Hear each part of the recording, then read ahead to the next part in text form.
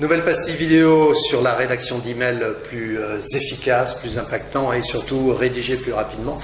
Cette nouvelle pastille vidéo va traiter de ce qu'on appelle parfois la conclusion de l'email, la fin de l'email, ce que je préfère appeler le verrouillage de l'email. Et donc ça va être le dernier paragraphe.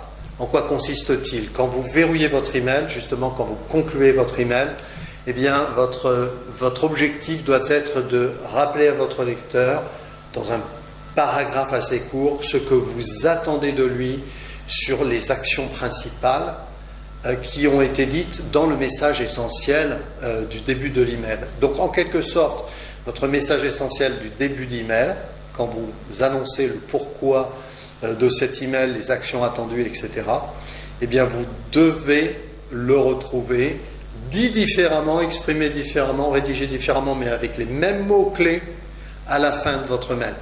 Vous enfoncez le clou, vous verrouillez, D'ailleurs, à ce propos, méfiez-vous, la longueur d'un email dans un corps de mail, c'est maximum, pour moi, selon mon expérience, 1 écran et demi, pas plus.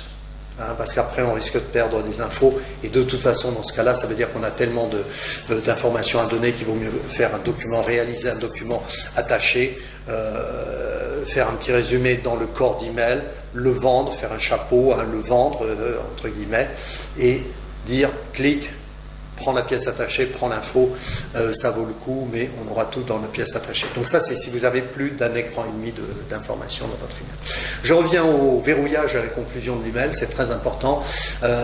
L'intention de votre email doit être clairement exprimée, clairement définie, et sans intention forte, vos emails auront beaucoup moins de force, justement.